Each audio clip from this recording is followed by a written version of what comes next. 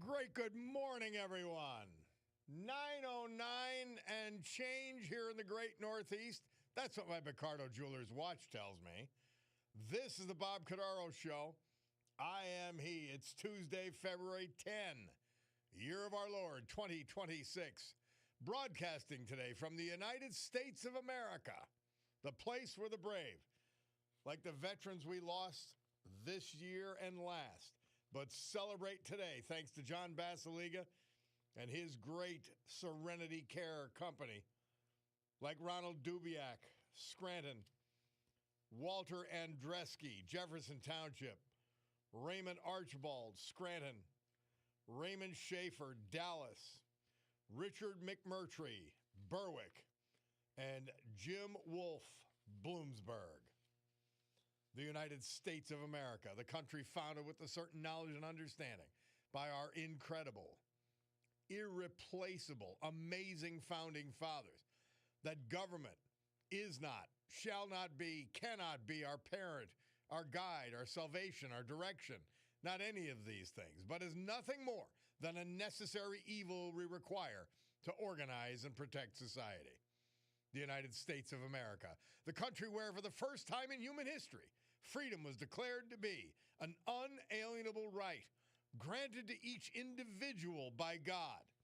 It was not something that could be parceled out to groups. It was not something that could be controlled by government or government officials, because our great American Constitution ensures and codifies freedom of speech, freedom of religion, freedom of association, economic freedom, and freedom of the press. Now, armed with these freedoms, and only because they had them, uniquely and for the first time in history, a ragtag bunch of immigrants, rejects, and their progeny created the richest, most powerful, most culturally diverse and accepting nation ever to grace our planet Earth.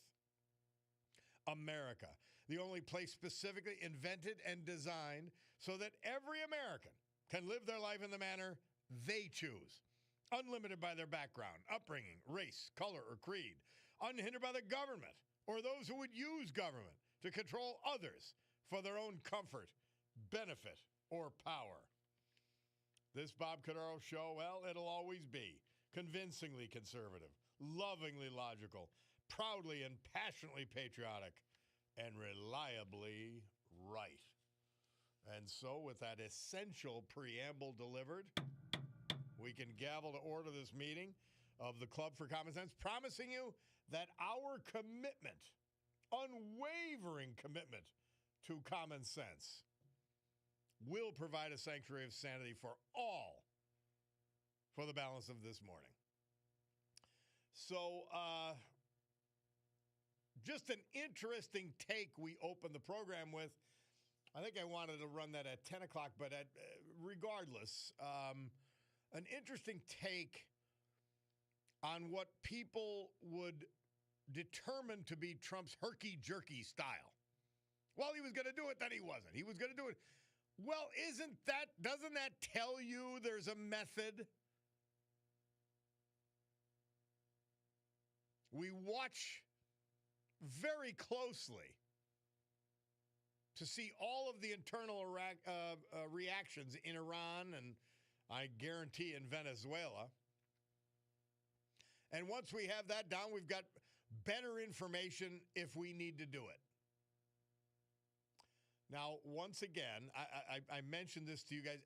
Feel free if you want to talk about the Nancy Guthrie disappearance. We're not going to spend any time on it programmatically. I'm not going to plan any time for it.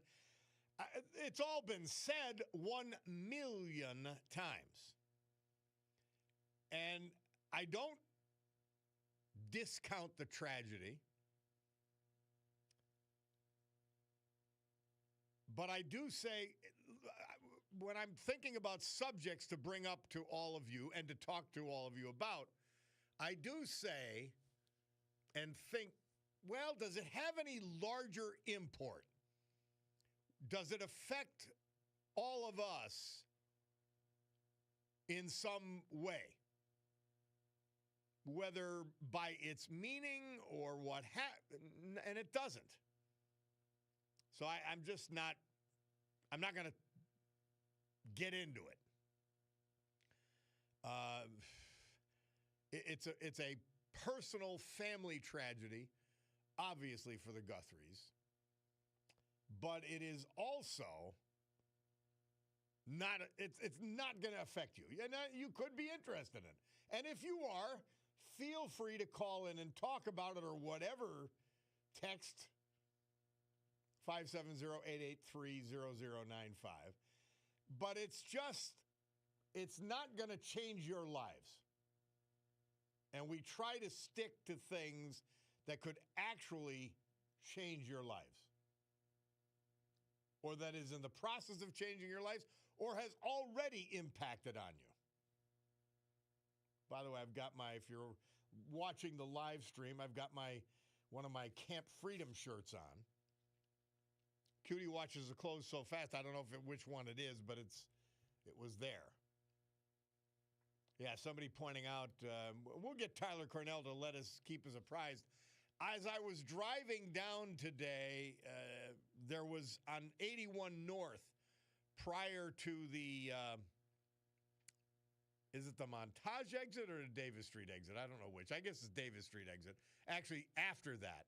But just prior to when you're reaching Channel 16 and the Davis Street Bridge, there was a car on fire. And you could see the flames from across. I wasn't rubbernecking.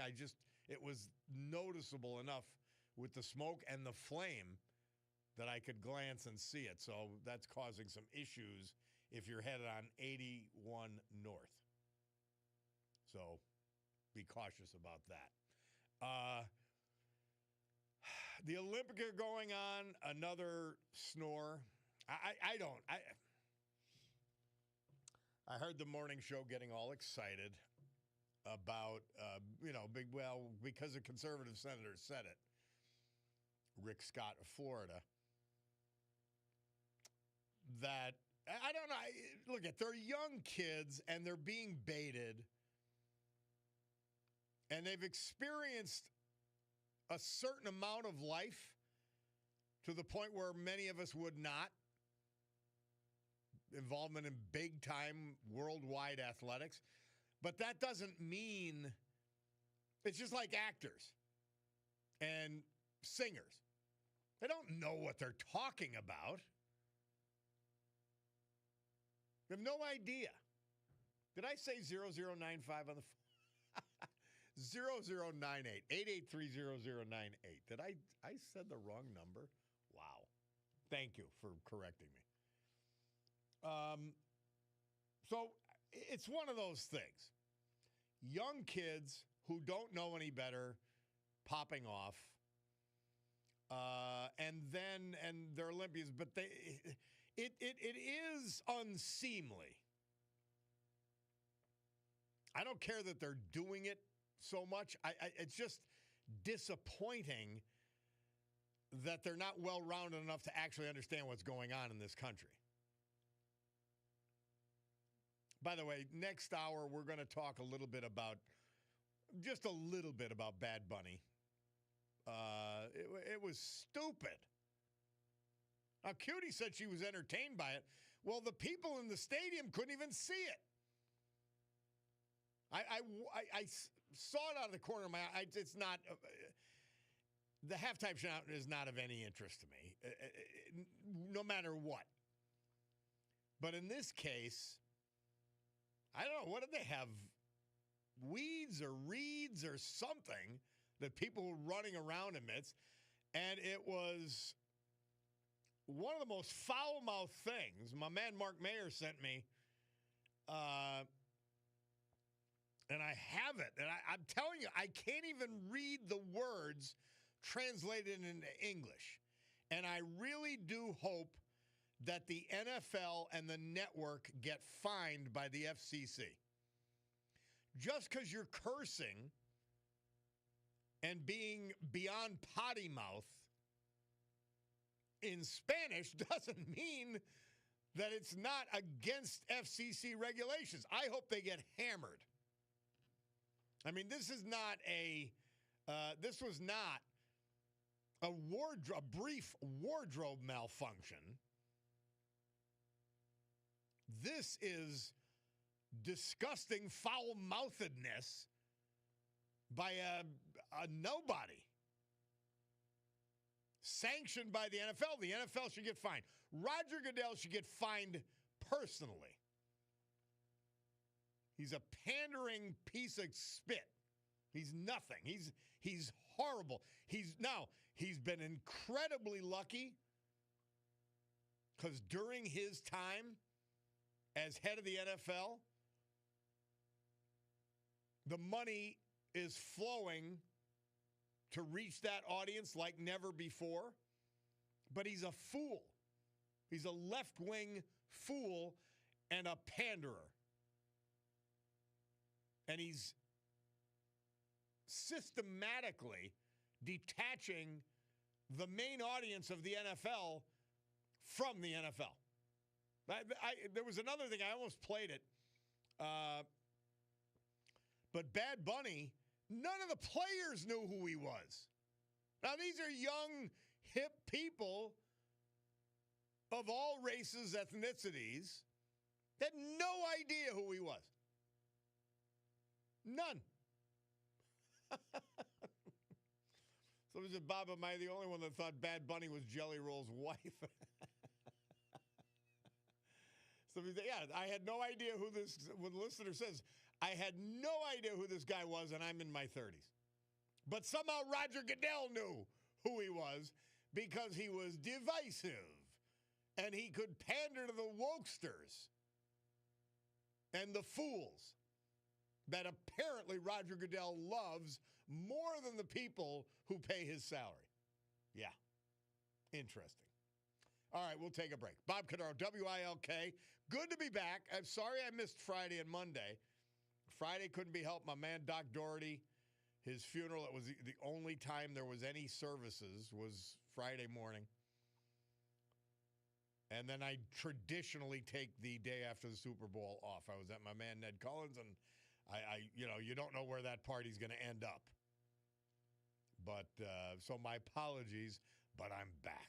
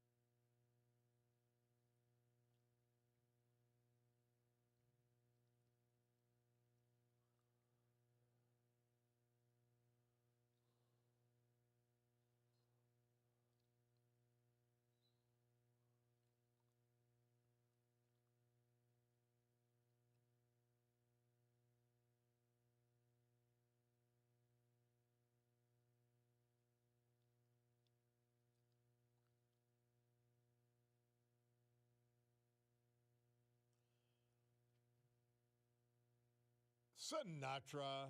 Murph tells us his date, 1958. He had the number one album with Come Fly With Me. Of course, that's the song of the same name. And 1947, that was something that stood out to me. You're assuming another time, 1947, the World War II peace treaties finally signed.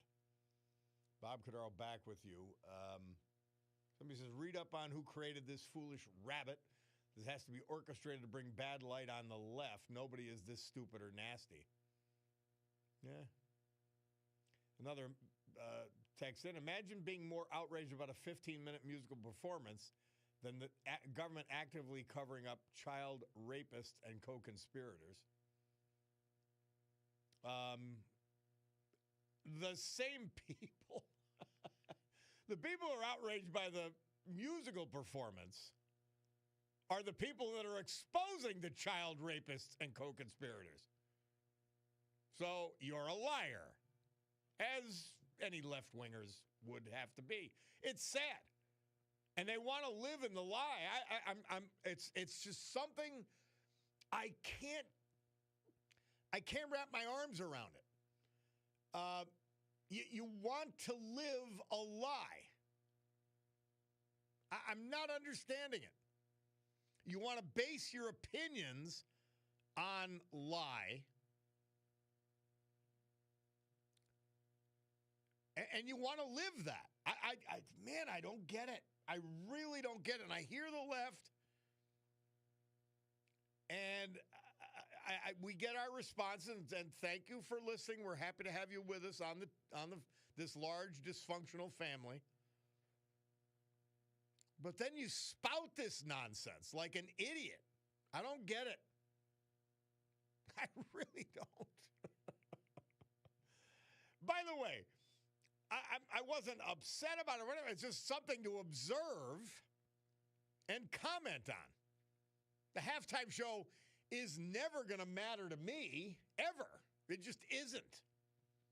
I like football. It wasn't a great game, but I like football. I don't care what they do at halftime. It's the time when the players get a break. That's all it is. When coaches readjust. That's what matters, not the halftime show. It's irrelevant. But they took a nobody that no one had ever heard of. I don't picture myself to be culturally astute, but at the same time, I'm not ignorant of what's going on. There's a bad button. What? Who? It's crazy. I don't understand it. And I'm telling you, I am going to try to read the words that this fool was singing. I don't think I'm going to get through much of it. I've got a clip about it that may save me the time that we're going to play after the 10 o'clock news, but I just, it's like, what? This is entertainment? This is art? It's pure sort of filthy stupidity. And it's beyond childish. And that tells you Roger Goodell's mind and the minds of the left. Children. Emotional. Facts are irrelevant. Truth is irrelevant. Reality is irrelevant. Just their little childish emotions. Hey, let's take a break. We'll be back. It's the Bob Cordaro Show.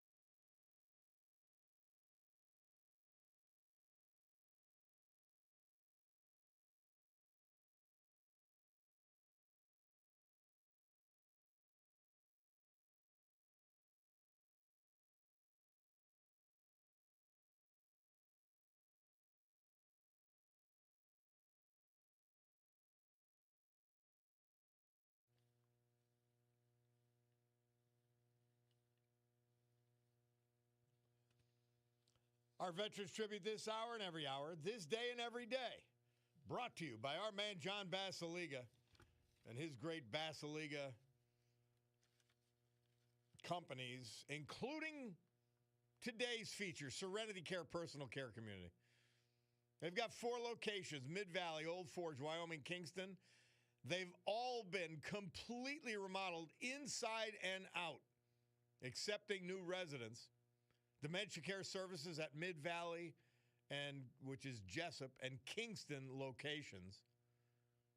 John has a passion for providing the highest quality senior care in the area and beautiful personal care homes for seniors to live in.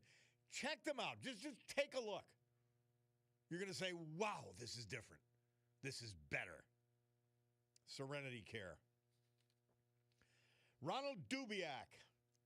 We lost him January 4th this year. He was from Scranton. Born in that city, he attended the great Scranton Technical High School. Pictured in his obit in his Marine uniform, he proudly served all of us in the United States Marine Corps. Ronnie's passion was helping others fix anything that needed to be fixed. He was a kind person and made friends wherever he went. Surviving her brothers, sisters, cousins, nieces, nephews, great-nieces, great-nephews, a ton of family and friends. Ronald Dubiak. Walter Andreski. We lost him January 19th at age 83. He was from Jefferson Township, survived by his wife, Charlotte Adamski Andreski. Born in Dixon City, he married his high school sweetheart, Charlotte, and they shared 62 wonderful years of marriage. They loved to travel, but among their most treasured memories was their pilgrimage to Medjugorje, Yugoslavia, and their meeting with Pope John Paul II. Avid baseball player, he was in many leagues, coached Little League, altar boy for many years at St. Thomas the Apostle Church, Dixon City. 1960 graduate of Dixon City High School. He then earned a degree in physics and engineering from the University of Scranton. He worked at Weston Instruments and spent more than 30 years as a field service engineer for Honeywell. He served all of us in the United States Navy, 1962 to 1966, aboard the USS Forrest Sherman, part of the 6th Fleet during the Cuban Missile Crisis and the Cyprus conflict. A man of deep faith, Walter was a 4th-degree member of the Knights of Columbus, the St. Padre Pio Assembly, and a 3rd-degree member of the Sacred Heart of Mary Knights of Columbus. Member of the Visitation of the Blessed Virgin Mary Church in Dixon City, and a member of its Holy Name Society. Devoted father to 2 sons and a proud grandfather of 7 grandchildren. He's survived by those sons and their children, nieces, nephews, and other family members.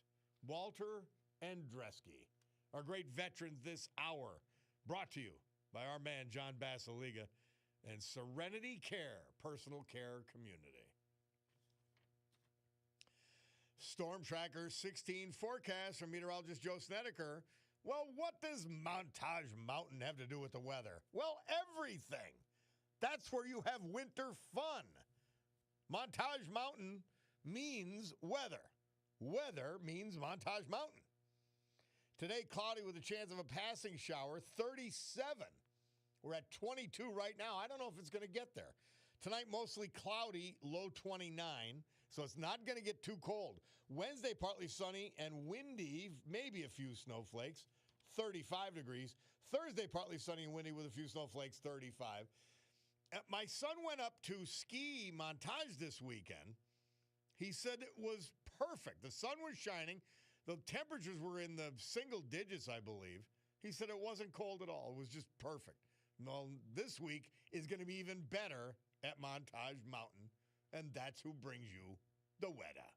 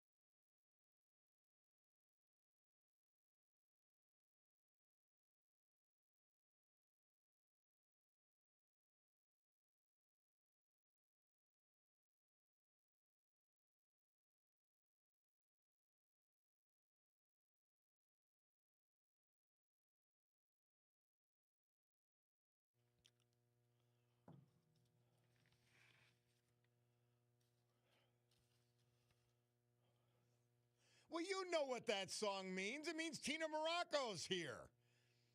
She's a global sales advisor at Premier Sotheby's International in Naples, Florida. She is the gateway to Southwest Florida. That's who you check with.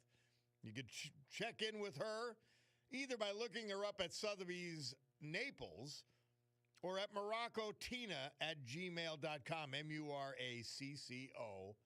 Tina, how are you, dear? I'm doing well, Bob. How are you? It's great. Now, we're through the deepest of the deep freeze up here, but we're still thinking Florida. Well, you know what? I'm glad we're talking today because today is actually the kickoff of spring training here in Southwest Florida. Oh, wow. Pitchers and catchers, is that the deal? Pitchers and catchers, but also games. In the Fort Myers area, we have the Red Sox, the Twins playing. So people can go to the games and they can watch even the warm-ups and everything like that. And we have amazing stadiums here. So there's just, it adds a lot to do, especially this time of year. Well, I've been to spring training many years ago. It's just neat. You're almost, you're watching the professionals almost at like a Teener League stadium. It's pretty cool. Mm-hmm. Yeah, it really is. And some of these stadiums are actually pretty new.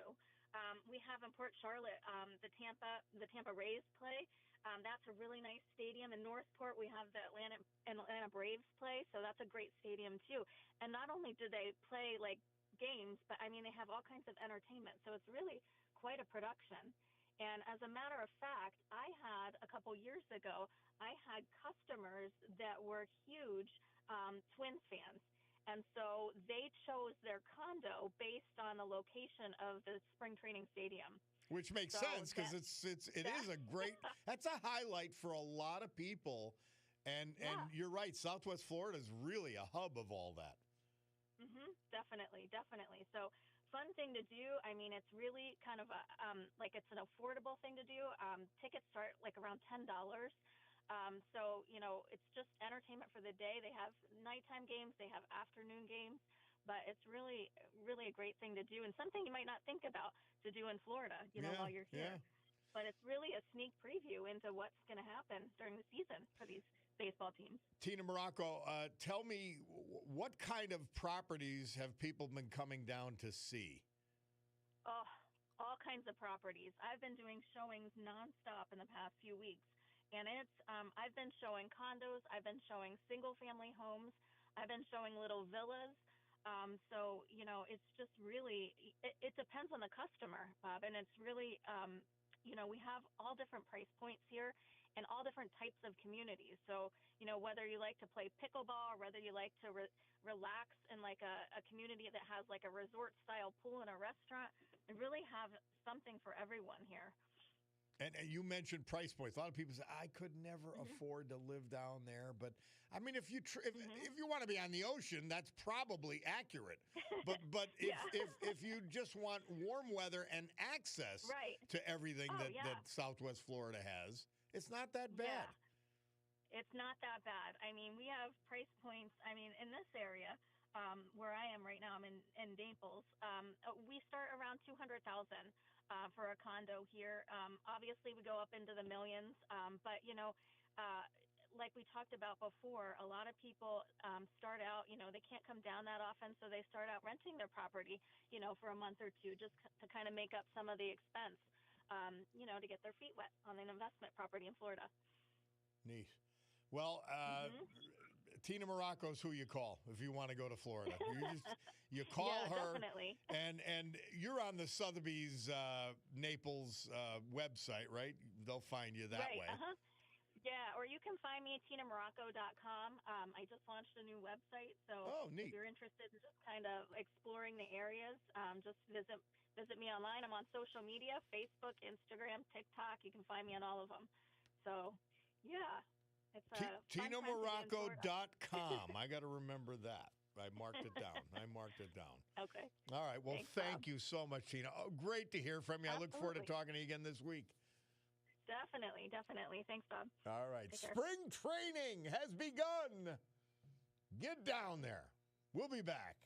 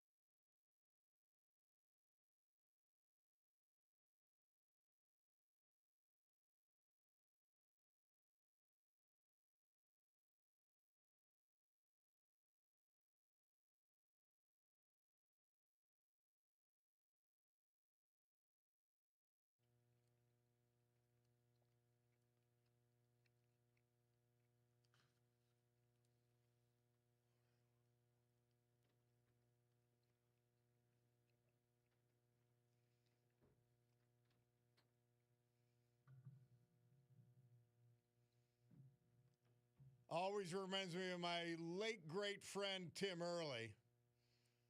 Gene Chandler, Murph says, this date 1962 moved up to number 2 with his hit Duke of Earl. Bob Cordaro back, and of course Gary Powers being exchanged.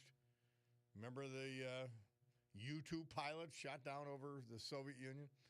Tyler Cornell's in the studio. We're trying to get a fix on whether that situation on 81 North has cleared up. Yeah, it's gotten a little bit better now. So there was the vehicle fire. It was at exit 182 Montage Road, but right now they're doing the vehicle recovery. So it's still a little heavy, but traffic is actually flowing now. There's just a lane restriction instead of everything being closed off. So Yeah, because they had both lanes closed at one point. Yeah, everybody was backed up towards Avoca, but it looks like everybody's moving again, so that's good. I would just advise that it looks like people who are trying to take the alternate routes through Bernie Avenue, that is now bumper to bumper because everybody was trying to take that way, it looks like. So, Yeah. But it has cleared up now, 81 North. There is just a little bit of like residual backlog and all that, but it should be good right now. Yeah, it was some sort of sport utility vehicle, Was it? and it was I saw the flames shooting up. Oh, wow. Yeah, it was like yeah. Brian and I were trying to look at the cameras, and we couldn't see anything. We didn't know if it was a tractor trailer or if it was a regular car. Yeah. But, man, yeah. So, it looks like everything's good right now. It's just all that backup that was at Avoca. It's probably just taken a little bit, but everybody should be able to get through right now. All right, thank you, Tyler. Appreciate that. Our people have to know. Our people have to know, and thank you for Tyler Cornell for keeping on top of it for all of us. Somebody say, hey, Bob, remember when they wanted to ban "Baby It's Cold Outside"? And then you have the lyrics. I'm telling you, I cannot read the lyrics. Again, we'll do it a little more after the news on. I found a good Instagram, a good commentary on this.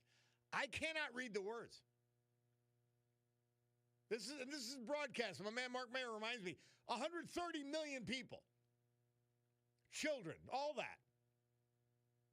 Crazy. It's absolutely crazy. It's absolutely sad. All right, let's go quickly to Luciano. Luciano, how are you, my man? Thank you, Bob, for taking my call. But just let me say this. I think Satan doesn't want you and the public to be exposed to this information that I'm going to expose you to. But it has to be said because I don't care what people think about me. I don't care. As a Christian, you're not supposed to care what people say about you. You're supposed to follow the word of the Lord. Let me tell you what Bad Bunny was saying. It's called reggaeton. Listen, people, I know I'm going to speak Spanish somewhat, but listen to me, please. Well, don't say any curses. The FCC No, will be I'm not after gonna us. say that If you because know, I'm it's crazy. You cannot say, I cannot Bob, say, just on decency, I can't say what the lyrics were to this idiot song. My God. Let me translate, Bob. You're so right on many subjects. Reggaeton is the official word of what they call Spanish. It's not official Castilian Spanish. It's called reggaeton by Puerto Ricans. I lived around Puerto Ricans. I was born around Puerto Ricans all my life, living in Philadelphia, born in Philadelphia, and I've been around Puerto Ricans more than I've been around Mexicans, and my family lives in Arlington, Texas. Reggaeton is a slang Spanish. It's not Castilian Spanish. He was praising Satan. He was saying, Satan is my Lord and Savior. I don't know if I love Satan or if I love God, but I don't. Whatever he is, God of the nature of the creation. He was praising, and they had homosexual acts. Did you see the two men having homosexual acts? He was praising homosexual. He was praising Satan.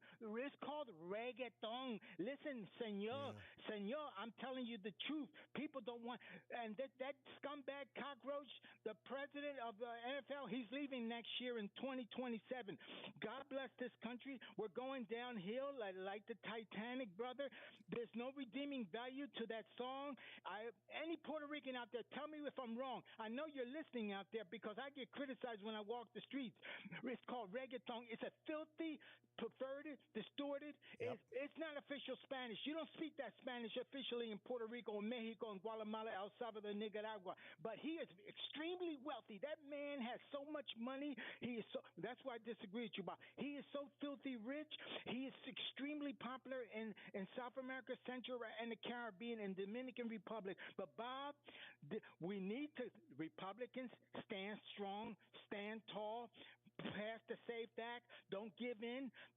This demonic presence lives in this country. Satan is in the Bible. In the Bible, it says Satan is the prince of this country, of this world, and this man is guided and motivated by Satan. The words were distorted and perverted. But if you know Spanish like I do, I've been speaking Spanish as a little baby. He was praising. I repeat, he was praising Satan, satanic, demonic. Satan. He was saying all these filthy words, and Bob, for America's national game, not Spanish. highlighted It's called America's reggaeton, national Bob. game. Wow. It's God bless this country, but we're going down like Titanic, And Bob, thank you for this time because All right, I know man. a lot of Americans didn't understand what I was saying. Yeah. But you speak to any Puerto Rican, they'll tell you the translation of what he was saying. Demonic words. He was praising. Repeat. He was, and his songs were praising Satan. He was saying, "Satan is my love. I love Satan. I love to get down with Satan, brother." And it's filthy, disgusting words, demonic, evil words that he was coming. It's coming straight from the lips of hell. Thank you, Bob. All right, man. Thank you. Bye-bye. Donald, we only have a couple seconds, but then I've got Monday musings here on Tuesday, so I wanted to get you in to fire away quickly. Yeah, this is all, it's by division. This Odell, this is purposely done. He didn't want to unite the country. It just like your show, it falls on the feet of the person to do something like that. If me and you and say Johnny and Jake got together and Rob O'Donnell, you'd put something beautiful for America, like me singing "Take Me Home," "Country Road," "We're American Men." You'd put some lyrics and stuff, beautiful things. You'd be jumping up and down the stadium happy. This guy's using profanities, cursing. I don't even know who he is. Not that there's no racism involved. I didn't understand a word he said. There was no entertainment value there. I literally, I'm telling you, I cannot read the English translation of what he's saying. I can't read it. They better get spanked. The NFL and the network got to get spanked big time for this disgrace. They really have to. It relies on the person. Remember I told you that story about Rodney King? They said, you have the chance to burn the country down. He said, no, I'm not going to do it. Yep. This is my legacy. I'm going to live my last name like Martin Luther King. He said, can't we all get along? Yep. And that was left his legacy. Yep. This guy here has got a horrible legacy, nothing but division. He knows exactly what he's doing. Don't let him fool you, this Godell. From Kaepernick on. Well, he's this a guy, dog. This he's guy a dog. helped ruin this country and divide it. This is the guy right here. Thank he you. should be called out because you don't do that. Thank As a you, creative Donald. writer, a lot of things as a creative writer, I know how to divide and put together. You don't divide people. She knows you. Yeah, we're on the air. Thank you, Bob. Nancy just walks in and starts talking. Thank you, Donald. Donald, it's time for the news. That's what my Picardo Jewelers watch says. So we'll go to the news. By the way, this pays Nancy. You paid me back for every time I made a noise coming in the studio. I got you. All right. Hey, we'll take a break for the news and be back. Picardo Jewelers says 10:02. Nancy was in for one of those minutes anyway. We'll be back.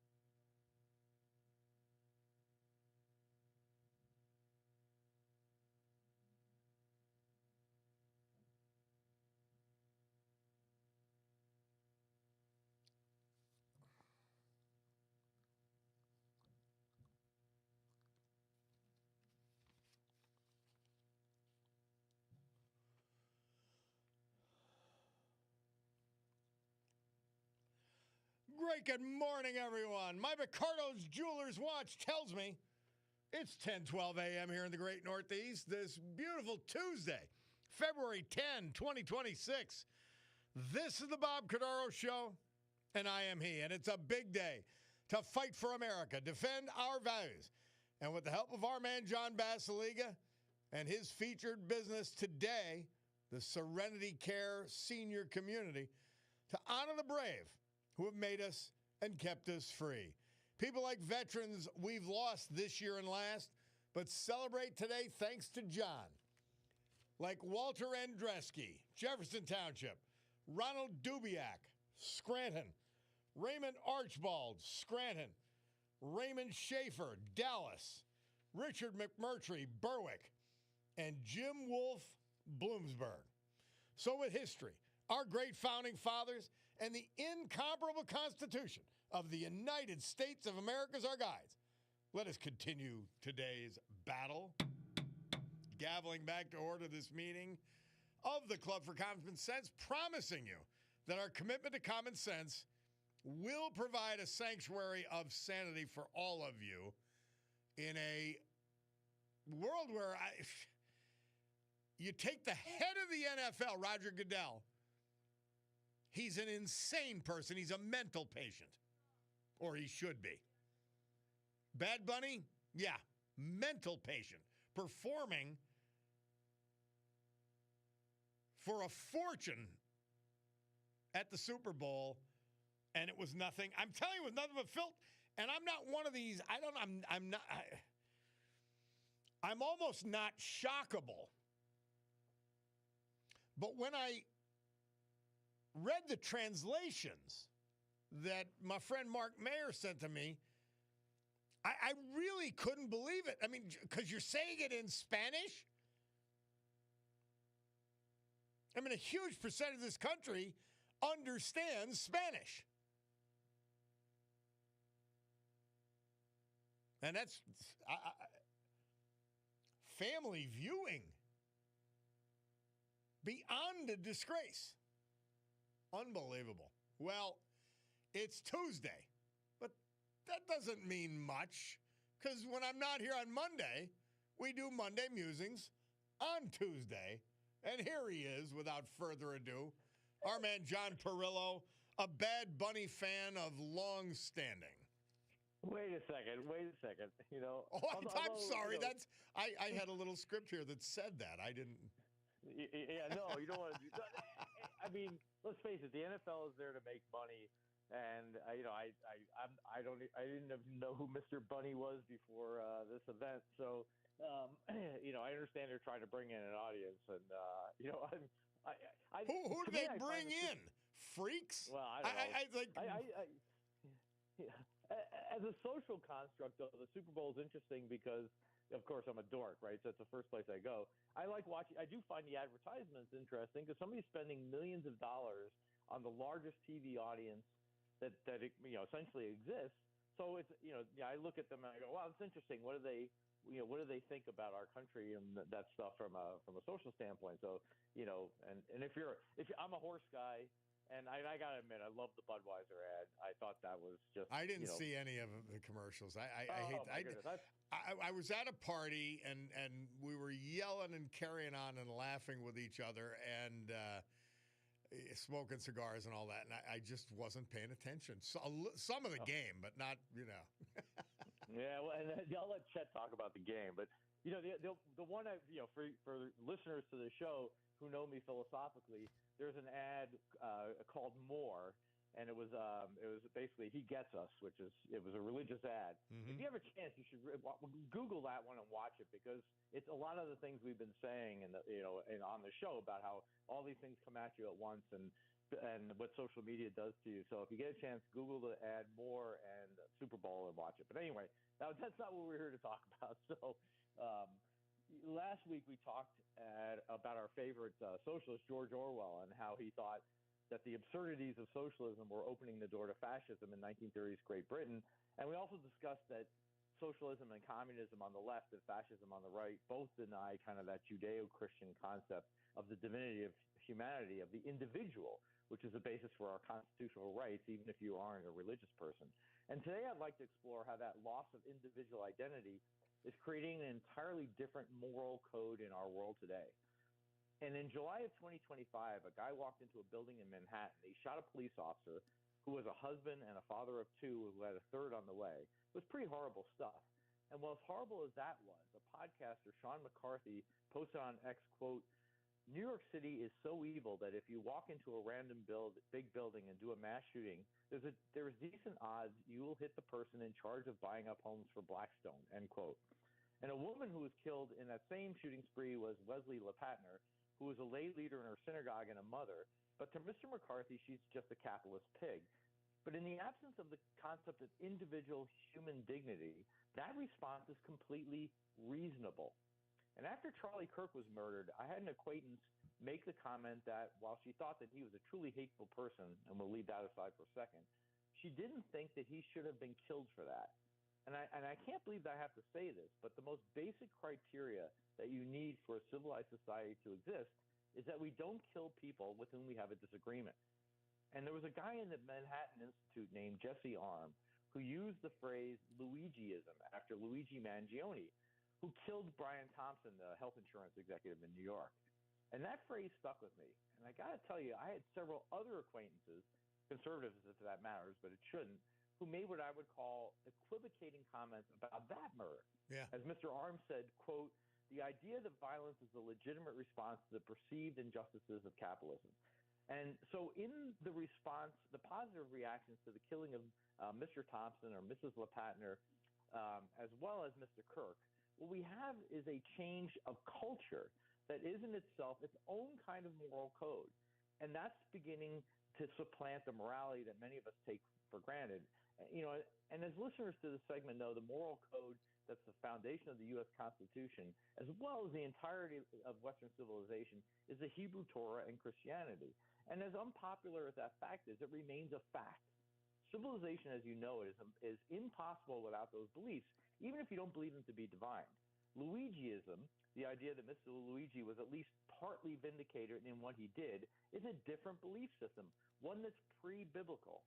And while we have always had people who were fascinated by serial murderers and psychopaths in the past, what we're seeing in Luigiism is not simply a fascination with that, like we may have seen with Bonnie and Clyde or Al Capone, but rather the embrace of an entirely barbaric moral system. And the Mangione cult started right after he committed his horrible murder. You can go online right now and donate to his legal defense fund or buy a free Luigi T-shirt, even though there's no doubt at all about his guilt. And yes, I completely agree that he should get every legal protection that he's entitled to under the Constitution. But he's admitted to this shooting, so the people buying those shirts or funding his cause apparently cannot see that he personally did anything wrong, even if these same people don't even know who Mr. Thompson was until he was shot in the back. Now, allow me to quote a representative from our Congress speaking of people who were shocked, confused, or appalled by the shooting of Mr. Thompson. Quote, "They need to understand that people interpret and feel the experience of denied health insurance claims as an act of violence," end quote. I don't know Mr. Thompson at all. We have no idea where he stood on the subject. We have no idea what Ms. LePatner thought personally, but it doesn't matter what they thought. You don't get to shoot them. And we had an attorney general in Virginia, a guy named James Jones, who commented about going to, quote, "piss on the graves," unquote, of his political opponents, and that the killing of the family of his opponent was okay because, well, they, quote, "are breeding little fascists," end quote. Said another woman of the murder of Ms. LePatner, "I don't know this woman, so I have to view her as a symbol." Well, no, you don't need to view her as a symbol. We can and must view her as a human being. And I can't believe I actually have to say that, but in fact I do. Because the idea that man is created without individual dignity is pre-biblical pagan in its belief, and that was first challenged by the Hebrews, where the idea that man gets his dignity by being made in the image of God, and later by Christianity, that there's no Jew or Greek or slave or free, because all people, all of them, have God-given dignity. This renewed pre-biblical morality sees the world where humans are some accidents of evolution, and therefore of no greater value than cattle. And actually, if I think about it, they're probably less valuable than the cute cattle, right? So like the ancient people of Babylonia or the ancient Hindus, and into the Middle Ages, where only kings and rulers got to confer dignity on those they approved, the dignity of the individual under Luigiism is a function of whether the mob approves of them. Yeah. And that concept of right and wrong is barbaric. And I guarantee you, because I've seen it, there are places in the world where the moral concepts that we take for granted are not universally accepted. Honor killings based on an insult to your family or tribe are not a rare thing elsewhere in the world. Stealing on behalf of your tribe or family is pretty routine. And now under Luigiism, the barriers to violence, both legal and psychological, are breaking down. And for the rest of us, what do you do when you believe that you're surrounded by Mangionis, who are considered folk heroes? Well, what you do is you don't really have a choice. You separate yourself. You work to protect yourself and your family. You refuse to do business or socialize with people you don't know because they might, consider it okay to kill you based on your beliefs. And folks, what I just described there, that's a return to barbarism. What we're seeing is an inability of society to articulate the basis for its morality. And in that society, Mangione is a hero, and Mr. Kirk and Mr. Thompson are just sacrifices to get to the society that Mangione wants right now. And, Martin Luther King referred to this as, quote, the fierce urgency of now, end quote. Rules, process, and all that other stuff was set up to prevent anarchy. That be damned, right? Or said by the historian Fred Bauer, quote, from the revolutionary perspective, the conservatives' emphasis on process, restraint, and moderation might seem either hopelessly naive or complicitly sinister. The American Constitution's aim of tempering political conflict is perhaps another reason for the revolutionaries' frustration with it, end quote. And for the record, he was writing about revolutionaries on both sides of the political spectrum, but it's the process that's the answer. Look, it doesn't take a large portion of society to buy into the cult of Luigiism for this to happen. And if you think that could never happen here, just understand that you're betting your life. We're seeing it everywhere. With the ICE protesters, the ICE roadblocks. I mean, these people are insane. They've lost all touch with reality. Yeah, for everybody, I think the answer is always that the process. If you think, for instance, to use Bob's example, that we should not have the enforcement of this law in the United States, there's a process for ending that enforcement of that law. You change the law. And the way you do that is you elect people, they go to Congress, they change the law, and then the executive enforces the new law. That's the process. It's not fast. It's not designed to be fast. It's designed to be procedural. It's designed to be careful, and it's designed to temper the extremes on every side, right? So if you're rooting for violence, if you're rooting for Luigiism, right, what you're rooting for is anarchy. And again, to Bob will mention it. I've been overseas. I've been a lot of places in the world. I've seen what that looks like, and I guarantee you, folks, you don't want it here in the United States. Crazy stuff. John Perillo, thank you as always. We appreciate it. And we look forward to next week. We'll have you on a Monday, God willing.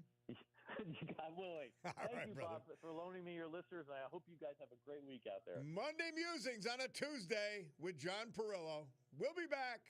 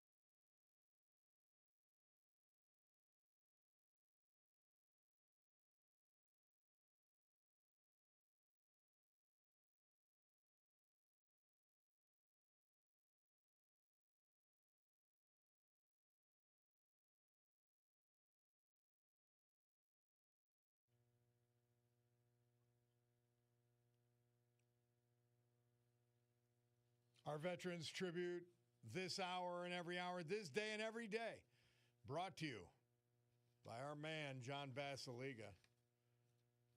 Today featuring his Serenity Care personal care community. 4 locations, Mid-Valley, Old Forge, Wyoming, Kingston. They are the class and the gold standard for senior living in Northeast Pennsylvania. Dementia care services at the Mid-Valley Jessup location and Kingston. All 4 totally remodeled inside and out. John has a passion for providing the highest quality senior care in the area and beautiful personal care homes for seniors to live in. And he's done it. Serenity Care. Raymond John Schaefer. He was from Dallas. We lost him at age 80 on January 17th this year. He was diagnosed with Alzheimer's some years ago, which ultimately led to his passing. He preferred to be called John, his middle name. Survived by his wife for 59 years, Carol, son Brian, 2 granddaughters, and 1 great-granddaughter. Tragically, he was preceded in death by a son, John. John Schaefer served us in the United States Navy with many tours of duty, most notably Vietnam. He was a man of few words but strong convictions. After retiring from active duty, he took up a successful career as a graphic designer. He was also a car enthusiast, owning an MG, which he loved to tinker with. Raymond John Schaefer. We know him as John. Raymond Archibald passed away January 20th. He was from Scranton. He was 91. Born in Scranton, he served this country as a member of the United States Army during the 50s. Raymond was a graduate of Johnson Technical College and was employed for many years as a home improvement contractor. He was a member of the 1st Elk Mountain Ski Patrol and served for many years thereafter. An avid outdoorsman, he loved hunting, particularly bow hunting, photographing nature. He was a skilled landscape oil painter. Survived by his sister, niece and caregiver Doreen Healy and her husband James of Scranton, other nieces, nephews, and family members. Raymond was a member of Emmanuel Lutheran Church, Scranton. Raymond Archibald, our great veterans this hour, brought to you by John Basiliga and Serenity Care Personal Care Community. Storm Tracker 16 forecast from meteorologist Joe Snedeker. Today, cloudy with a chance of a passing shower, 37 degrees. Tonight, mostly cloudy, low 29. Wednesday, partly sunny and windy with a few snowflakes, 35. Thursday, partly sunny and windy with a few snowflakes, high 35. Perfect weather to ski or snowboard at the Great Montage Mountain Resort. Sun was up there Sunday and loved it. The weather was, I don't know, it was hostile, but he said it was warm in the sun. It was great. Conditions were great. So check out Montage Mountain. This is a great week to do it, too. Believe me, it is. Montage means weather, and the weather means Montage.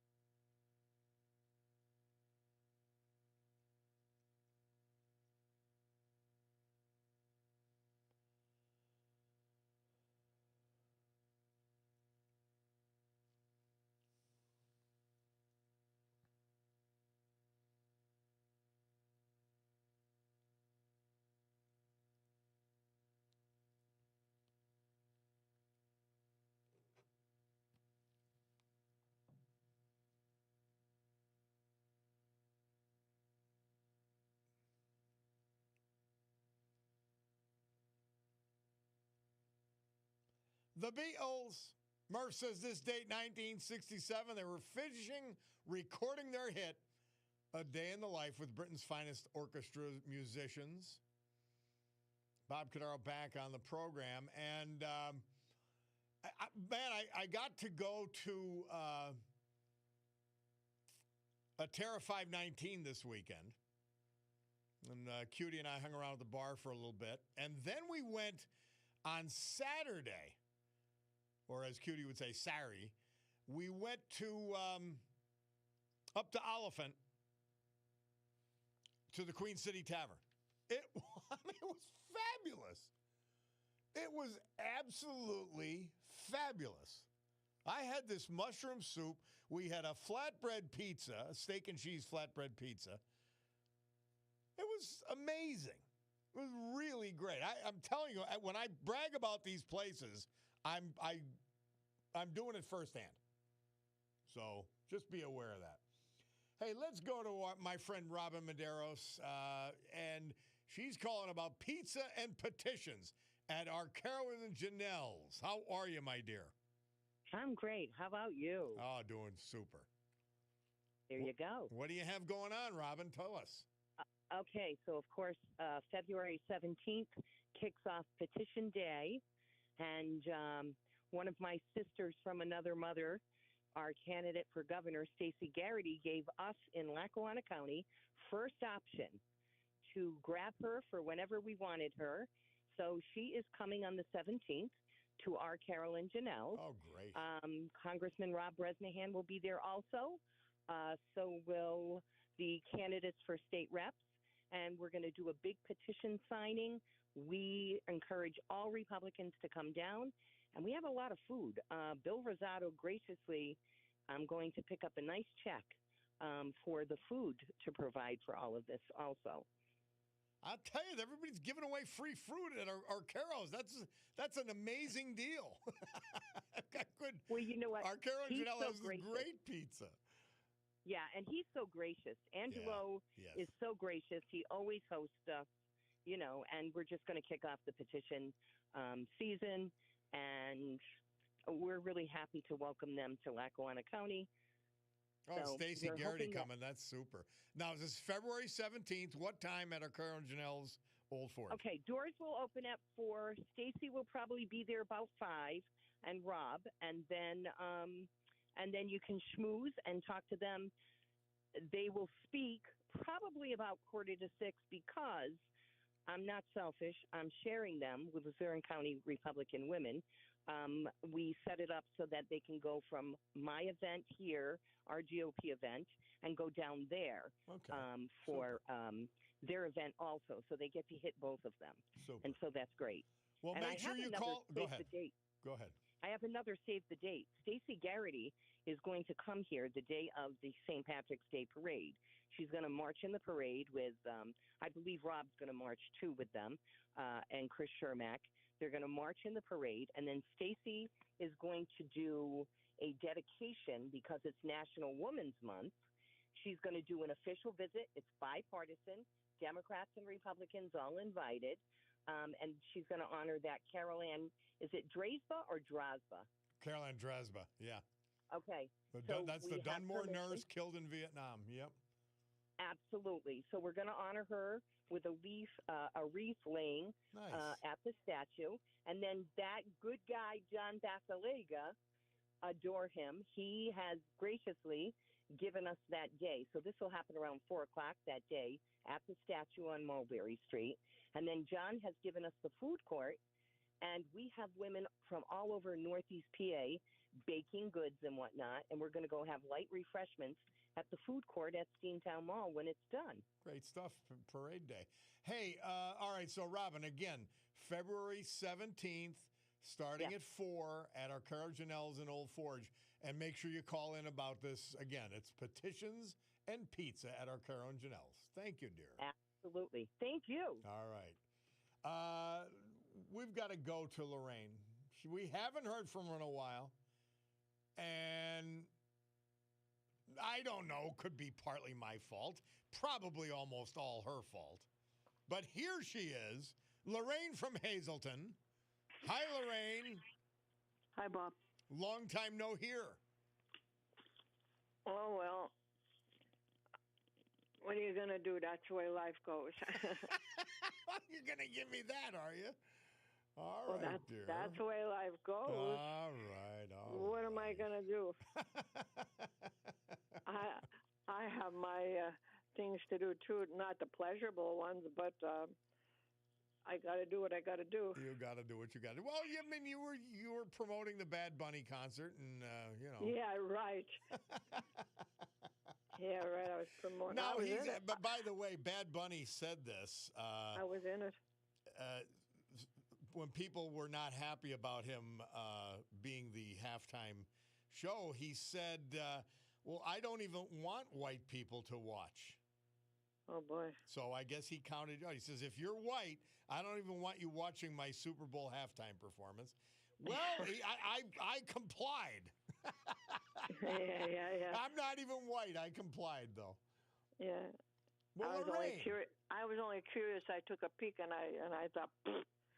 Yeah, I did the trees and the bushes or whatever they had going. I just didn't. I didn't even know what they're talking about. I don't even know. And the twerking and we found out part. We found out what the words meant, and they were disgraceful. I mean, they've got to get fined big time. But I don't want to drag you into this because you've got a poem for me. Yeah, I got nice words. Go ahead, dear. Well, it's about love, which I'm looking for. Well, anyway, love is a small word, but it goes a very long way. Those who are fortunate to find it should get down on their knees and pray. Some people take love for granted. Others search for it in various places. You can tell when they haven't found it. It shows by the expression on their faces. I've heard it said many times that the love of our Lord is enough, but when you need it here on earth, the search may become rather tough. Where can you find love?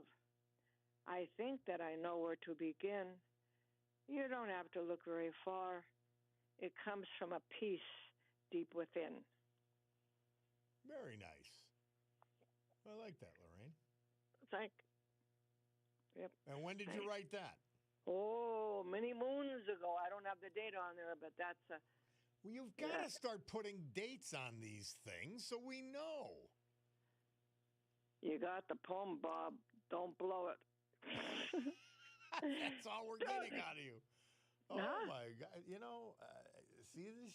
She is a diva. I'm a diva. The bulldog is he's even smiling at your impertinence. Well, he and I are buddies. I told him we're gonna joke it to death. I said maybe choke it to death. Is that what you two do? You tell each other your awful jokes when you're on hold? Huh? That's for us to know and for you to find out. All right. Well, thank you, my dear. Yeah, and if any text nice ones come in, let me know. All right, I will do that. Okay, Fuzzy Wuzzy, don't keep them to yourself. All right, Bad Bunny Lorraine here today. Oh, you dirty! Well, you're a dirty rascal. You're a dirty rascal. I'll talk to you, honey. Thank you so much. We'll take a break. It's the Bob Cordaro Show.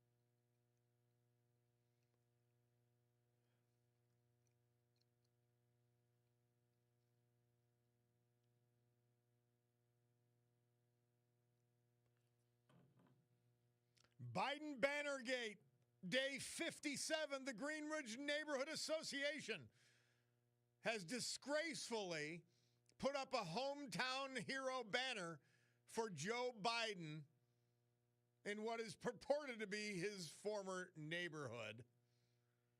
But he was not a veteran, and the hometown heroes banners are for veterans exclusively, those who served this country. The disgrace continues. The disgrace of the Green Ridge Neighborhood Association. Shame on you. Day 57.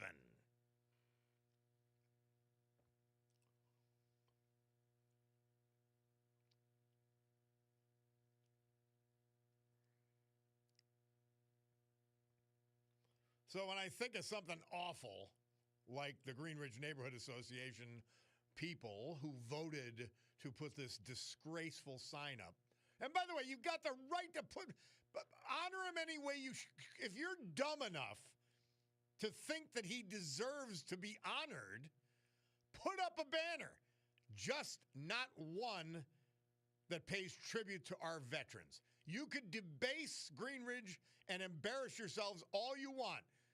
Do not debase our veterans. Day 57.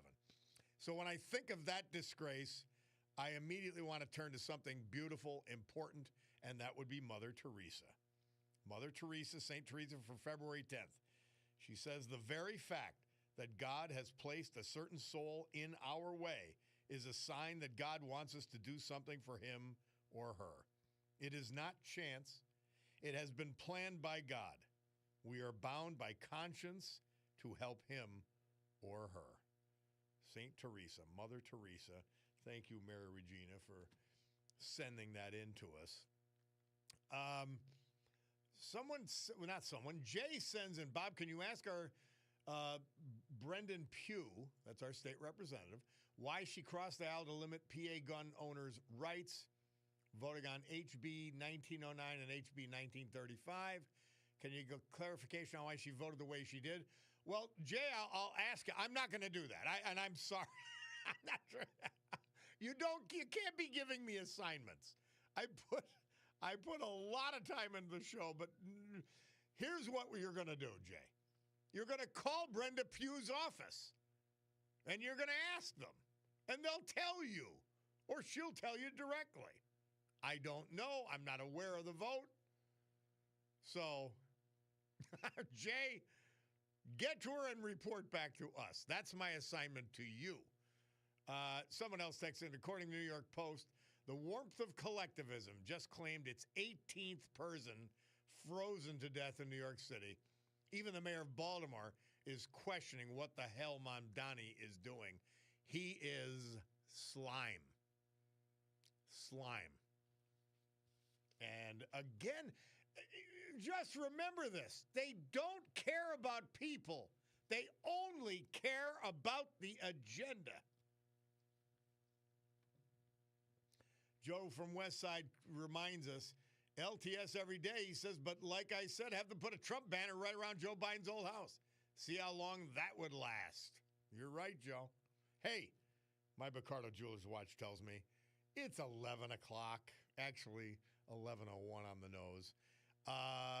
So it's time for the news with Brian Hughes, and then we'll come back with our man, the Monday Mensch, Chet Parlavecchio on the Super Bowl. We'll take a break and be back.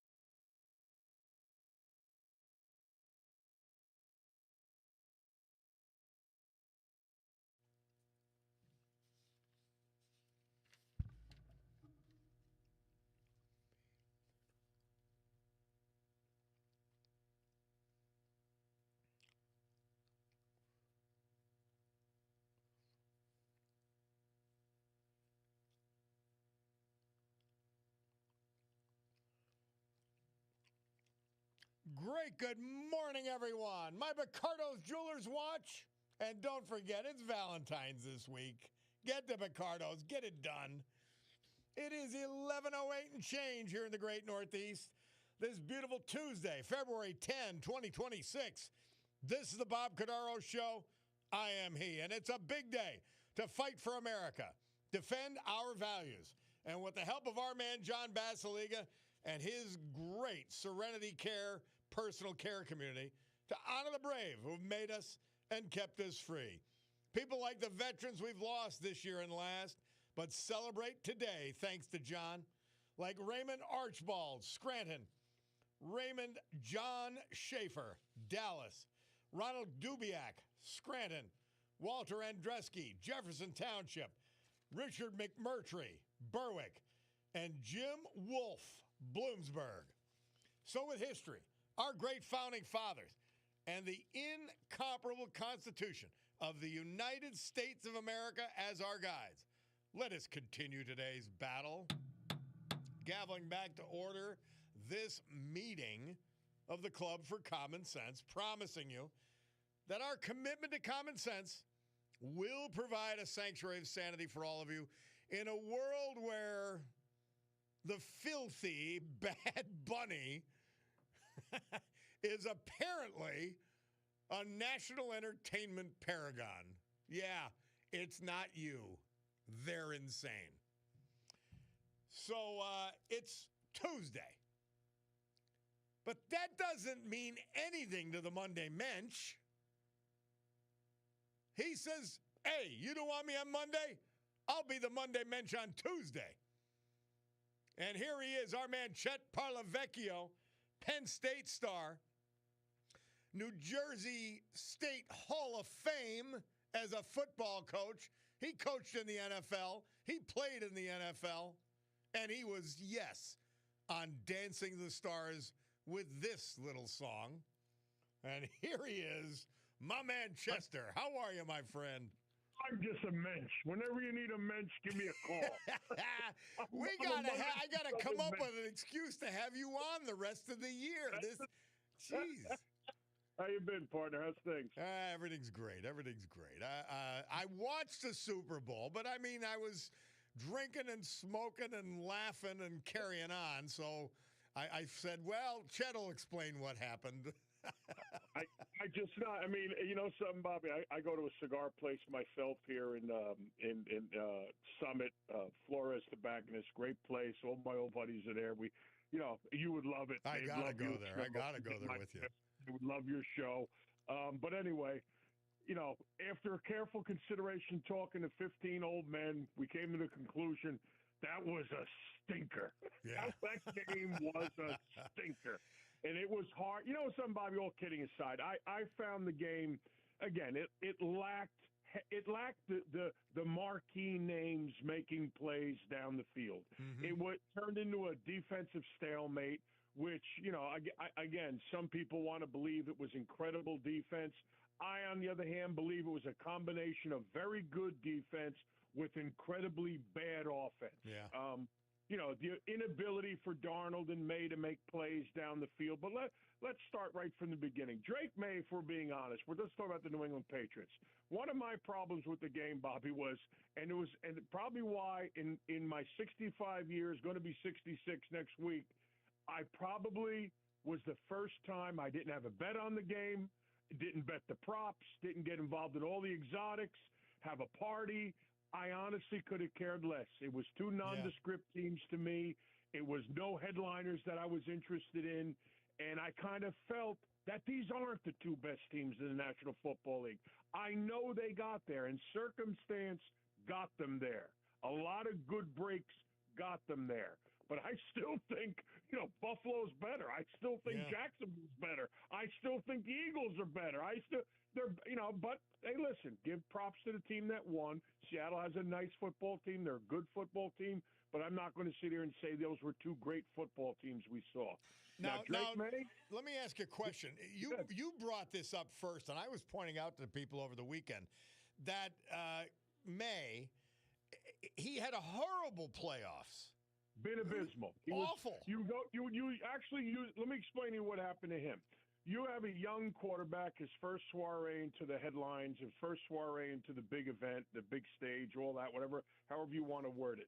So now you got a young kid going into this playoff situation that his number one priority is going to be, I don't want to make any mistakes. So there's an air of conservatism about him right from the start. This is a kid who's probably been told, listen, I don't need you to win the game for me, but don't lose it. So now he's conservative going into game one against Houston. And in his case, he was very fortunate that the guy on the other side, Stroud, played a worse game than him. Yeah. Was abysmal to a point where the Texans have to make a decision whether we're going forward with this guy or not. So it's kind of got him off the hook. Then we go to the second step, Denver. You get lucky again, Nix gets hurt. So they're going with a backup that hasn't seen the field since it was 90 degrees out in the summer. So now he gets lucky again. Does he perform well in that game? No, he doesn't. So when you have a conservative young quarterback that's not willing to extend the field, get the ball down the field, then you add pressure. The young kid Campbell at left tackle, which is one of the toughest positions in football to play, other than quarterback. You have a rookie there, and he had a rough playoff also. When you get sacked 27 times in 3 games, that's telling me a bunch of things. That's telling me, number one, you got nervous feet. Number 2, you're not getting the ball out of your hand. And number 3, your protection stinks. So a combination of those 3 things, it was amazing they got to the point that they got to. Yeah. And that's just and you know something, you could see how things lead to other things. You know, you hired me to do this a long time ago because of an insight. Well, here's some insight into the laymen that are watching or listening to the show. Why do you think you saw Witherspoon up on the line of scrimmage? Why do you think you saw all what we call secondary pressures, safeties and corners coming as much and as consistent as you did? Because they knew that the way Drake May was playing, what that coordinator is saying, he is not going to make the hot read. Yeah. He's not going to see it, so we're going to get there. And I'll be damned, they were right. They got there. There was one replay that Collingsworth showed. You're in a 2-by-2 set, and Witherspoon walks up to the line. He's coming. By the way, I played with Witherspoon's father at Penn State. Witherspoon comes off the edge. You're supposed to, as a receiver, number one, the immediate time you see that safety coming down, you just break off your route, turn around, and that's what they call a hot read. You fill the vacated spot. You sit down in that spot. So now May should hit that. So now you have a combination of 2 mistakes. Number one, the receiver carries the route deep. He don't have time for you to run a vertical. He's got to get the ball out of his hand. Mm-hmm. Number 2, his eyes never even go to the hot read. He never even saw it. And those things create sacks. They create turnovers, which been our theme all season long about turnovers. In the end, 3 turnovers are the difference in the football game, although I ever at any point feel New England had a chance to win that football game. They were that bad on offense. And don't go by the total yardage. The total yardage is even only because with the big lead, I'm letting you catch everything in front of me. Yeah. Again, that's where statistics are misleading. Now, on the other side of the ball, you had a kid, Sam Darnold, who, believe it or not, isn't as it's not Allen, it's not Burrow, it's not those guys, but he managed the football game. He didn't cost his team the game, and he had something that Drake May didn't have. He had a running game going. Mm-hmm. Walker rushed for 145 yards. I mean, once you establish, and again, a little insight into the game of football. Numbers, statistics, sometimes you can read the story of a game. Who hurt them the most? New England, because New England was playing great defense too. And early in that game, Darnold could have been picked off 2 or 3 times. He was forcing balls into very narrow windows.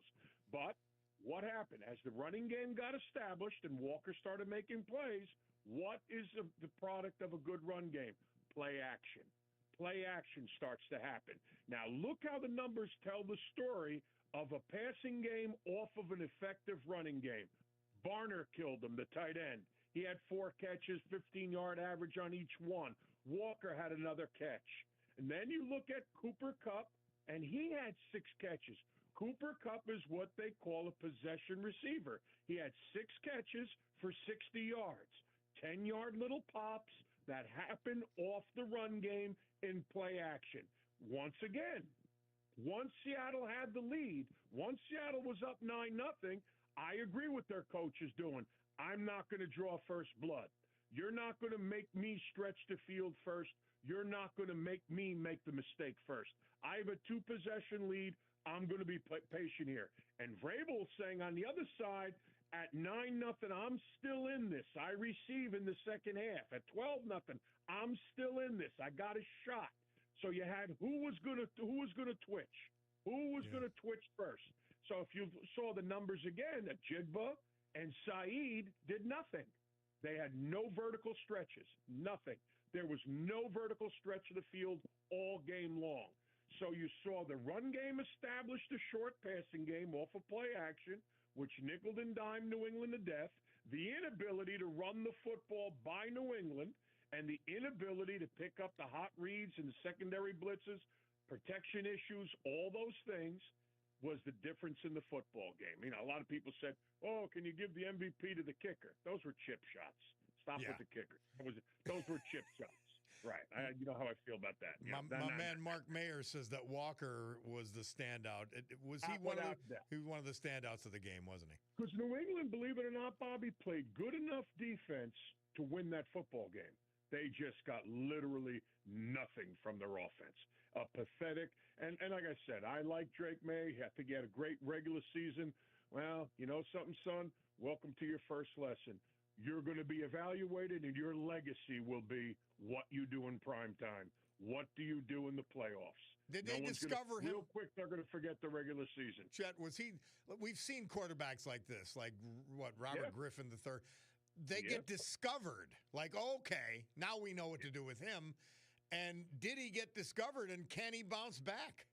Well, I think what happened was the first 2 games gave the coordinator for the Seahawks a lot of confidence to say, you know something? This kid's not seeing the field. Yeah. This kid does not want to pull the trigger on things. They are playing for their defense to win the football game. They are playing a stone field position game. Now, you could say the weather had something to do with it in the first 2, maybe, but they are playing a conservative, don't put the game in Drake May's hands, and let's see what happens. And what the coordinator for Seattle said is, I'm coming after this kid. I want to see if this kid, how is it an athlete like Drake May gets sacked 27 times? 27 times.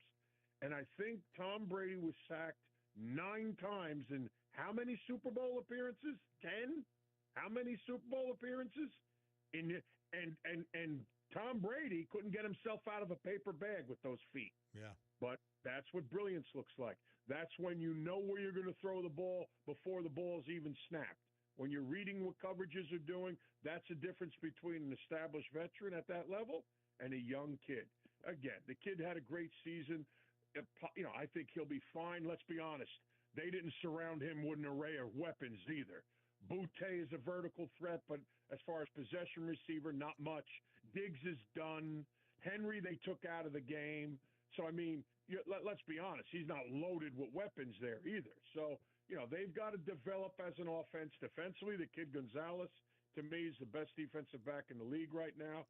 He did some great things there. But again, why are defensive backs, Bobby? Because they can't catch. There was 2 times in there they could have stopped drives if they just hold on to the football and pick them off. You know, but like I said, a lot of positives for New England, a great run, you know what I mean? But like I said to a buddy of mine, I'll make a wager anybody right now. You ain't going to see either one of these teams in the Super Bowl next year. I'll make a wager right now. Anybody want to go with that one? I'm with you. So like I said, entertaining, not really. Like I said, you asked me about the halftime. I'd rather watch the Easter Bunny, but that's another bunny for, you know, that's another bunny for another time. You know, like I said, I just didn't have the feel of that Super Bowl. It didn't feel like a Super Bowl. You're right on that. It didn't have the marquee names in it. It just didn't. It was missing something. You know, team out in Seattle.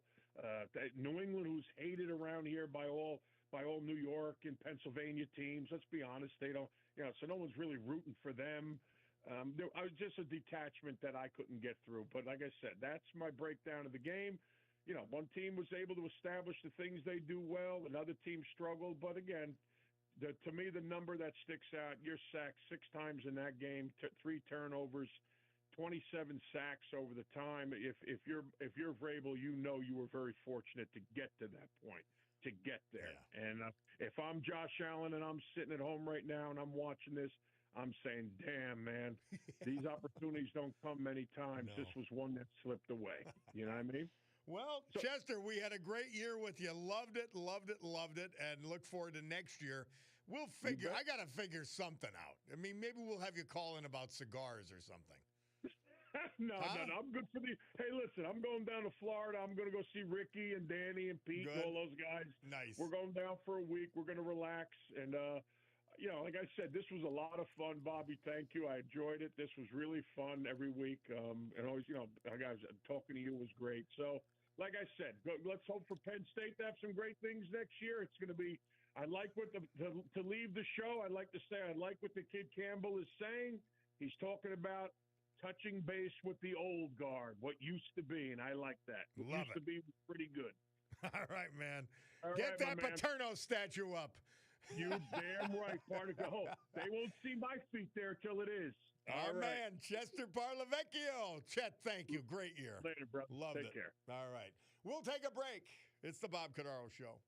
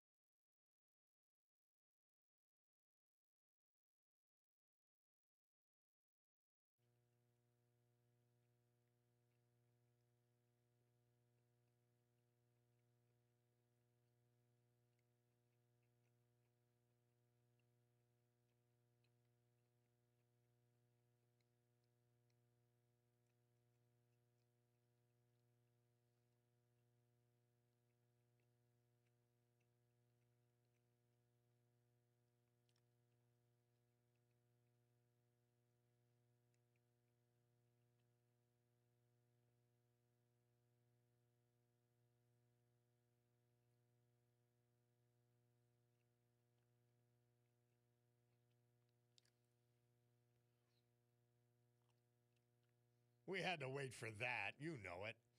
Murph says this date, 1973, Elton John of the #1 album, Don't Shoot Me, I'm Only the Piano Player, and the #1 hit, Crocodile Rock, that song right there. And Mike Tyson, yeah, what a character. Met him once, got a kick out of him. He's what he is.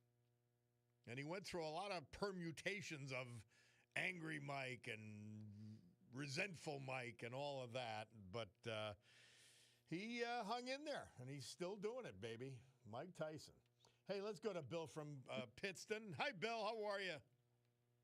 Doing pretty good. I didn't watch the Super Bowl. I watched The Godfather because I've had it with the NFL, and I don't think I missed a thing. No, you didn't miss much. I promise you didn't. I do have a friend that went to a Super Bowl party, and he was with people that were bilingual, and they were translating what Bad Bunny was saying. He said it was so vulgar and profane. It's amazing. If he'd spoken in English, he would have been arrested. They have to get a monster fine. I hope they fine Roger Goodell. I hope they fine Jay-Z. I hope they fine the network for airing that slop. I have the translation. I can't read it. I can't read it. It's pitiful, and I'm so sick of these critics, especially Hollywood. I hope Hollywood goes down into the tubes because the crap that they're putting out there, and then they have the gall to tell you what you should like and what you shouldn't like. Like they're still going after Melania, saying that 99% approval of the audience was fake, and the people from Rotten Tomatoes are saying that's not true. They could prove that that's accurate. Well, look, you're talking about people who are reality deniers. They're fact deniers. They're truth deniers. That's what they are. Why they do it is the thing I can't get there. I'm not understanding. I've come up with some theories, but I just don't know. And to think that was a show for a family event, I'm astonished. I'm really astonished. Well, you know what? It's a point now. I mean, these guys don't influence me, so I'm not going to act like they do. I really don't care. And America has to step up, unless we're so degenerate we can't, to just blow them off. Don't buy into it. Don't go and make your opinion decided by some moron that doesn't have an IQ over the size of a slug. Yep. You nailed it, my friend. Thank you, Bill. Always a pleasure. My Picardo Jewelers watch tells me it's 11:32, which means it's past time to hear from our great sponsors. We'll come back with our Veterans Tribute. We'll come back with the weather. And then a little bit about Valentine's Day. We're going to do that too. Bob Cordaro on the eponymous show.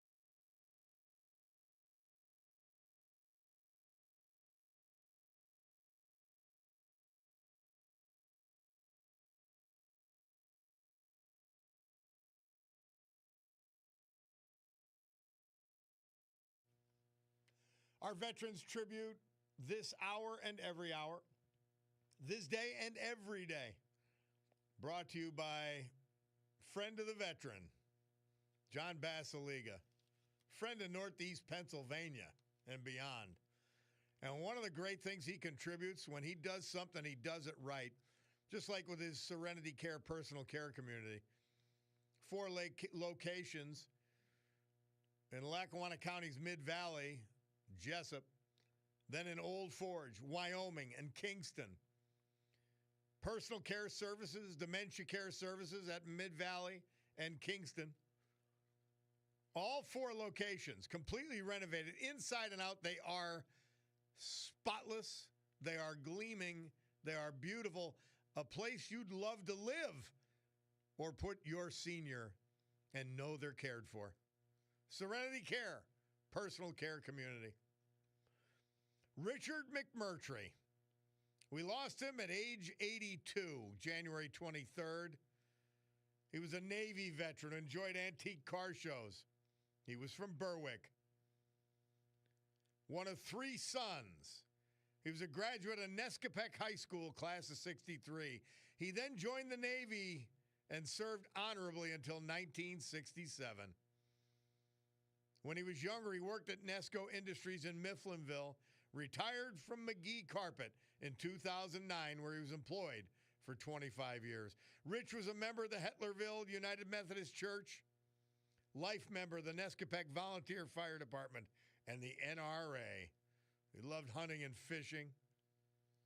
He enjoyed antique car shows when he retired. Member of the Grumpy Old Men Car Club and having breakfast at the White Horse. He was very proud that his grandson Keith became a police officer. In 1966, he married his beloved wife, Linda Schultz McMurtry. They would have celebrated 60 years of marriage this April. He'll be greatly missed by his daughter, son, grandson, and many other family members. Richard McMurtry. James Jim Wolfe. He was 79, another car enthusiast who enjoyed hunting and fishing. He was from Bloomsburg. We lost him January 17th. He was a resident of his home in Scott Township for more than 20 years.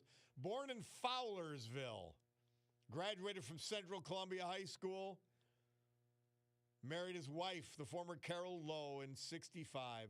He joined the United States Army, where he faithfully served during the Vietnam War. Honorably discharged as a sergeant in 1967. For more than 35 years, Jim was employed as a plant manager by Lehigh Hansen Heidelberg Cement Group.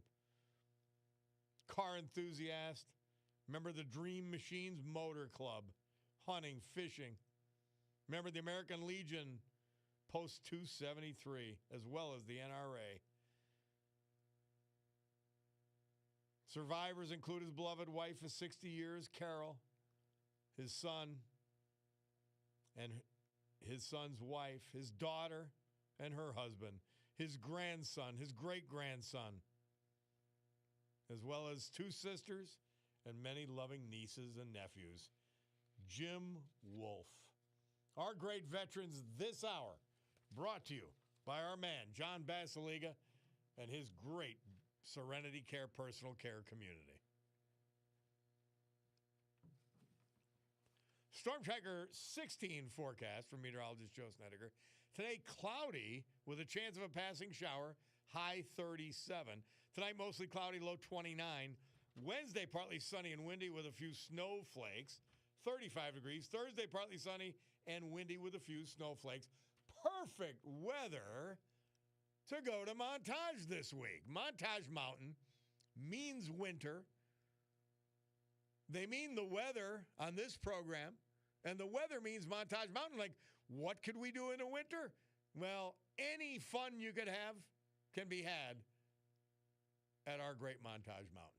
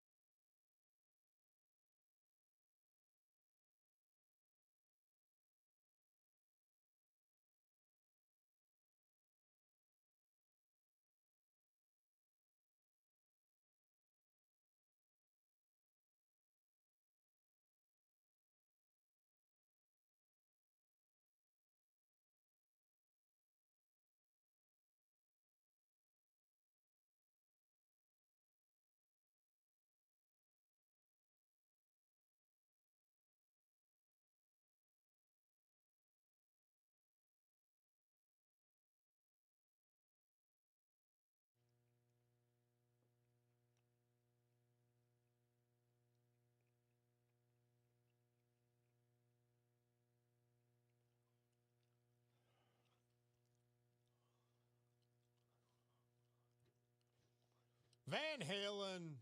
Murph says this date, 1978. Van Halen released their debut self-titled album, Running with the Devil. Bob Cordaro back with you on the eponymous program here.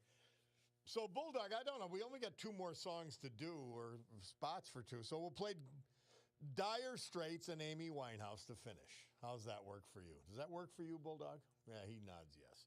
All right, well, one of my favorite mayors ever is on the blower, and that's Mayor Tony Amico from Troop. Mayor, how are you? I'm doing fine. How about you, Bob? Great. What's happening? Well, we had some electricity and outages, wind-related issues over the weekend, like so did many other municipalities. However, the problem in Troop, Lower Troop especially, has been ongoing for more than a year. I received several calls, texts, and so forth asking me, is there something I could do to intervene? And so, I ran on the format that I would be the people's voice, and so I was, and contacted PP&L, identified myself, told them about the concerns we had, gave them a list of the streets that were affected and some of the issues. I mean, we had people that lost power for 2 hours at a time and, sub-zero temperatures. They were worried they weren't going to have heat in some of the homes because they have electric heat. And I think when I got to the point where I told them as soon as I finish this call, I'll be reaching out to the various media outlets and express my thoughts on this, all of a sudden things started happening. Among them was 2 calls from 2 of our television stations that want to interview me, and I haven't accepted either one at this point, but I will. Last night, one of the representatives from PP&L called me and assured me that they would have a crew out today to determine exactly what the issues are and see what can be done about it. And I said, you might want to start with the trees. And then he said, well, it could be that the electrical structure of our system needs to be upgraded. I says, in other words, that's where the rate increase comes into play. And he was very quiet at that point. So I have his name and his phone numbers, and I told him, I said, if this isn't rectified, I said, I will call you and ask you if you could come before council with a group of the residents and address this to them face to face. And he actually agreed to do that for me. I said, I'll hold you to it. I says, you realize that.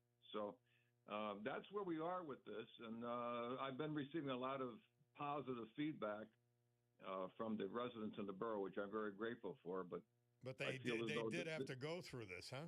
Man. Well, I guess this is my job. I don't have a magic wand, but I have a pretty good voice. Mm-hmm. So, well, we're happy you're on top of it.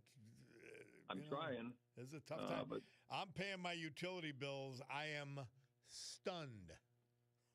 My UGI bill would choke a horse. I'm just, wow. Yeah. Yeah, it's incredible. I mean, they want to keep raising the rates. You got to give us better service. It better be tip-top service. These individuals have been calling PP&L and they can't get answers, and they get put on hold, and then sometimes they hang up on them. That's ridiculous. They're paying their bills. Well, Mayor Tony Amico, you stay on it. I think it'll help all of us, not just the people of Troop. Well, I'm going to do my best. All right. And I appreciate the opportunity to speak on your station, always. All right, my friend. Thank you. And it's available to you at any time. Thank you again. All right. Mayor Tony Amico from Troop. We'll take a break and be back. It's the Bob Cordaro Show.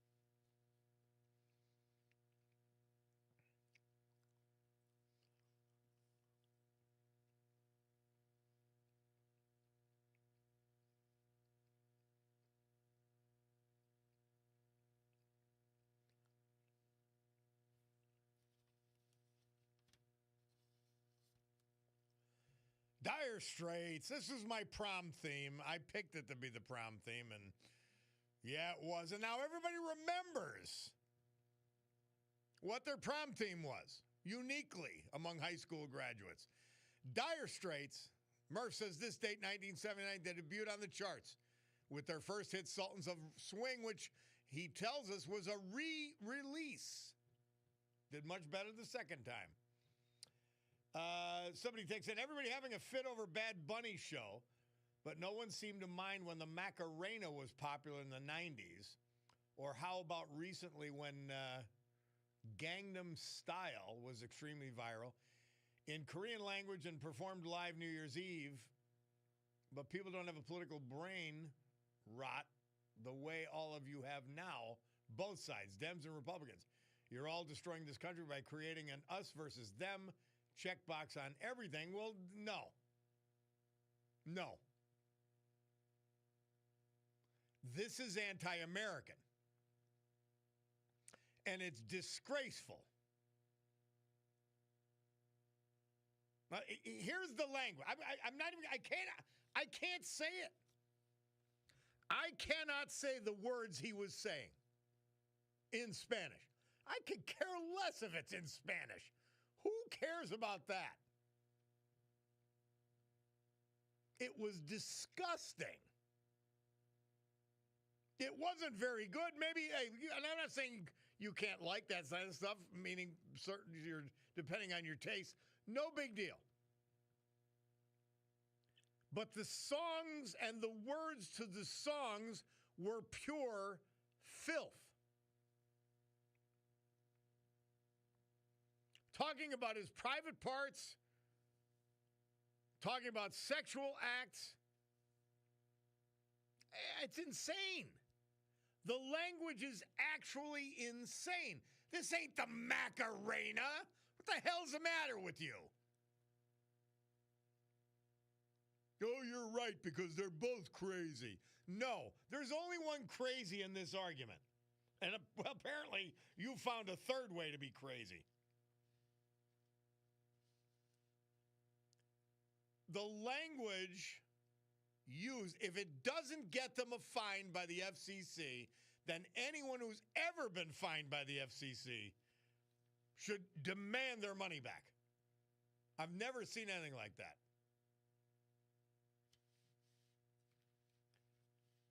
Same listener. How is it anti-American? He's American. No, he's not. He lives in, and by the way, ask him. He's Puerto Rican. That's what he says.